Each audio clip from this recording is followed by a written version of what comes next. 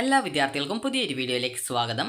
ഈ വർഷത്തെ +1 higher secondary trial allotment result പ്രസിദ്ധീകരിച്ചു കഴിഞ്ഞു. അപ്പോൾ വിദ്യാർത്ഥികൾ ട്രയൽ അലോട്ട്മെൻറ്റ് പരിശോധിച്ചിട്ടുണ്ടാകുമെന്ന് പ്രതീക്ഷിക്കുന്നു. അപ്പോൾ വിദ്യാർത്ഥികൾക്ക് നിങ്ങളുടെ ആപ്ലിക്കേഷൻ്റെയോ അല്ലെങ്കിൽ ആപ്ലിക്കേഷൻ നമ്പറിൻ്റെയോ പാസ്വേഡിൻ്റെയോ ഇഷ്യൂസ് എന്തെങ്കിലും ഉണ്ടെങ്കിൽ നിങ്ങൾ ഈ ഒരു ചാനൽ അപ്ലോഡ് ചെയ്തിട്ടുള്ള, അതായത് ഇന്ന് തന്നെ അപ്ലോഡ് ചെയ്തിട്ടുണ്ടായിരുന്ന പാസ്വേഡ് അതുപോലെ തന്നെ ആപ്ലിക്കേഷൻ എങ്ങനെ റിക്കവർ ചെയ്തെടുക്കാം എന്നുള്ള ആ ഒരു വീഡിയോ നിങ്ങൾ കാണുക.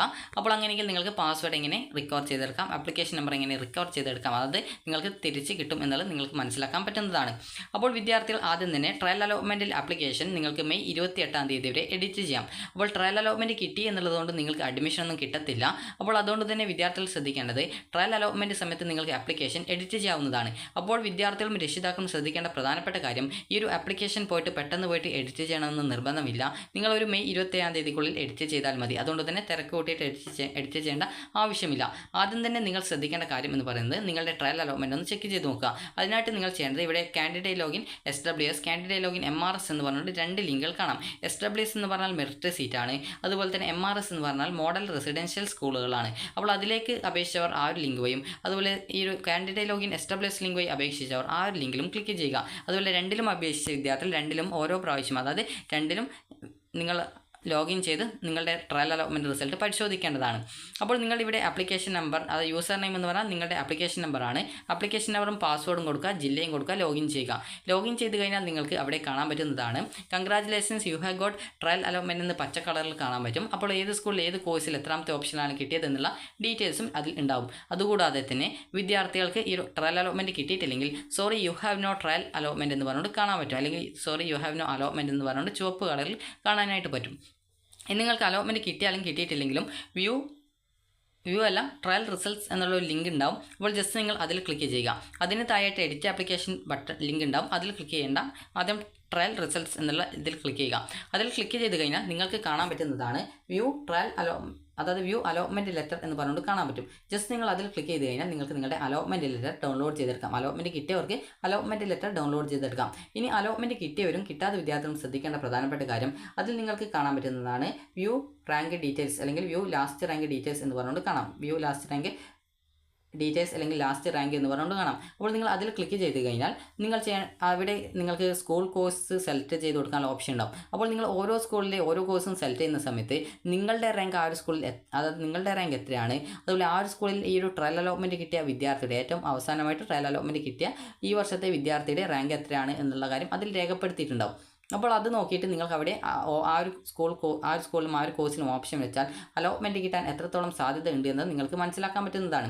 അതുപോലെ തന്നെ ഈ ഒരു രീതിയിൽ നിങ്ങൾക്ക് ഓരോ സ്കൂളിലെ ഓരോ കോഴ്സിലും നിങ്ങൾ പുതുതായിട്ട് ഓപ്ഷൻ വെക്കാൻ ഉദ്ദേശിക്കുന്ന സ്കൂളിൽ നിങ്ങൾക്ക് അലോട്ട്മെൻറ്റ് കിട്ടാൻ സാധ്യത ഉണ്ടോ എന്ന് നിങ്ങൾക്ക് മനസ്സിലാക്കാവുന്നതാണ്. അതുപോലെ തന്നെ അടുത്തൊരു ഓപ്ഷൻ ഉണ്ടാകും യുവർ റാങ്ക് ഡീറ്റെയിൽസ് എന്നുള്ള, അല്ലെങ്കിൽ യുവർ റാങ്ക് എന്ന് പറഞ്ഞുകൊണ്ടുള്ള ലിങ്ക് ഉണ്ടാവും.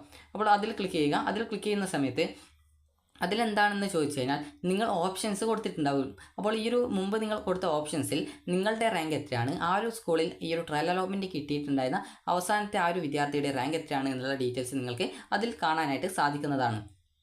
അപ്പോൾ നിങ്ങളത് കൃത്യമായിട്ട് പരിശോധിക്കുക. അപ്പോൾ നിങ്ങൾക്ക് അവിടെ നിങ്ങൾ വെച്ചിട്ടുള്ള ഓപ്ഷനിൽ അലോട്ട്മെൻറ്റ് കിട്ടാൻ സാധ്യത ഉണ്ടോ ഇല്ലയോ എന്നുള്ളത് നിങ്ങൾക്ക് മനസ്സിലാക്കാൻ പറ്റുന്നതായിരിക്കും. അതുപോലെ തന്നെ വിദ്യാർത്ഥികൾക്ക് അതനുസരിച്ച് നിങ്ങൾക്ക് പുതുതായിട്ട് സ്കൂൾ കോഴ്സുകൾ ഓപ്ഷൻസ് ആയിട്ട് ആഡ് ചെയ്യാവുന്നതാണ്. ഇനി എഡിറ്റ് ചെയ്യും മുമ്പായിട്ട് നിങ്ങൾ ശ്രദ്ധിക്കേണ്ട പ്രധാനപ്പെട്ട കാര്യം എന്തൊക്കെയാണെന്ന് നോക്കാം. അതിനുശേഷം നിങ്ങൾ ഈ ബാക്ക് ബട്ടൺ അടിച്ചു കഴിഞ്ഞാൽ നിങ്ങളുടെ ആ ഒരു പ്രൊഫൈൽ പേജിലേക്ക് പോകുന്നതാണ്. പ്രൊഫൈൽ പേജിൽ നിങ്ങൾക്ക് എഡിറ്റ് ആപ്ലിക്കേഷൻ എന്നുള്ള ഒരു ലിങ്ക് കാണാൻ പറ്റും. അപ്പോൾ എഡിറ്റ് ആപ്ലിക്കേഷൻ ലിങ്കിൽ നിങ്ങൾ ക്ലിക്ക് ചെയ്യും മുമ്പായിട്ട് പ്രധാനമായിട്ടും ശ്രദ്ധിക്കേണ്ടത്, ഒരു വിദ്യാർത്ഥിക്ക് ഒരു തവണ മാത്രമാണ് ആപ്ലിക്കേഷൻ ഫൈനൽ കൺഫർമേഷൻ ചെയ്യാൻ പറ്റുക. നിങ്ങൾ ഫൈനൽ കൺഫർമേഷൻ ചെയ്തിട്ടില്ലെങ്കിൽ നിങ്ങൾക്ക് ഈ മെയ് 28-ാം തീയതി വരെ നിങ്ങൾക്ക് ഫൈനൽ കൺഫർമേഷൻ ചെയ്യാനുള്ള അവസരവും എഡിറ്റ് ചെയ്യാനുള്ള അവസരം ഉണ്ടായിരിക്കും. അപ്പോൾ നിങ്ങൾ എന്നാൽ ഫൈനൽ കൺഫർമേഷൻ അറിയാതെ ചെയ്തു പോയി കഴിഞ്ഞാൽ പിന്നീട് എഡിറ്റ് ചെയ്യാനായിട്ട് പറ്റത്തില്ല.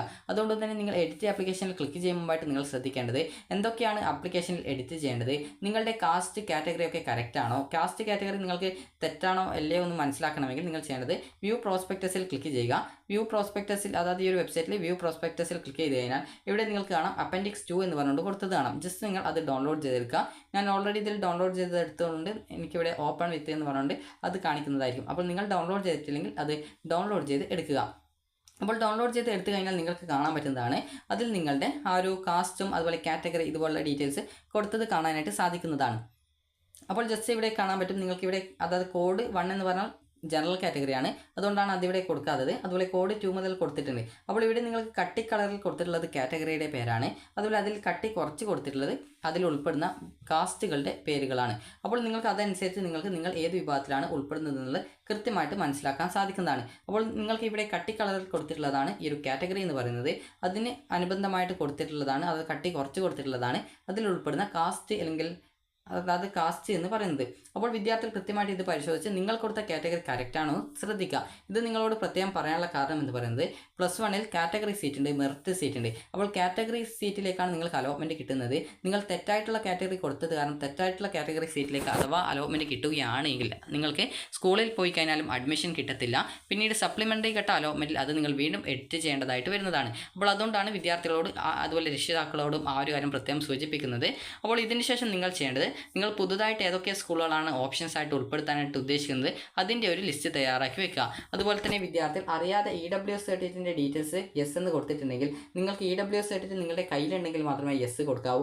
ഇതല്ലെങ്കിൽ നിങ്ങളുടെ കയ്യിൽ EWS സർട്ടിഫിക്കറ്റ് ഇല്ല എങ്കിൽ നോ എന്ന് മാത്രമേ കൊടുക്കാനായിട്ട് പാടുള്ളൂ. കാരണം ഇതിലും റിസർവേഷൻ ഉണ്ട്. അപ്പോൾ അങ്ങനെ റിസർവ് സീറ്റിൽ നിങ്ങൾക്ക് കിട്ടിയാൽ EWS സർട്ടിഫിക്കറ്റ് ഇല്ലെങ്കിൽ നിങ്ങൾക്ക് അഡ്മിഷൻ കിട്ടത്തില്ല, അഡ്മിഷൻ റദ്ദ് ചെയ്യപ്പെടും. അപ്പോൾ അതുകൊണ്ട് തന്നെ നിങ്ങൾ ആ ഒരു കാര്യം കൂടി ശ്രദ്ധിക്കുക. ഇനി എങ്ങനെയാണ് ആപ്ലിക്കേഷൻ എഡിറ്റ് ചെയ്യുന്നത് എന്നുള്ള കാര്യം നോക്കാം. അപ്പോൾ എഡിറ്റ് ചെയ്യാനായിട്ട് നിങ്ങൾ ചെയ്യേണ്ടത് എഡിറ്റ് ആപ്ലിക്കേഷൻ എന്നുള്ള പ്രൊഫൈൽ പേജിലെ ലിങ്കിൽ ക്ലിക്ക് ചെയ്യുക.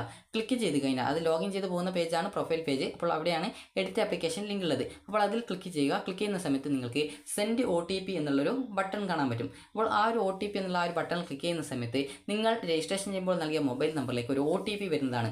അപ്പോൾ ആ ഒരു OTP കൃത്യമായിട്ട് നിങ്ങൾ ആ ഒരു സ്ക്രീനിൽ കാണുന്ന ബോക്സിൽ, അതായത് നിങ്ങൾക്ക് എഴുതാൻ പറ്റുന്ന ഒരു ചെറിയൊരു ബോക്സ് ഉണ്ടാകും. അപ്പോൾ അതിൽ നിങ്ങൾ കൃത്യമായിട്ട് ടൈപ്പ് ചെയ്ത് കൊടുക്കുക.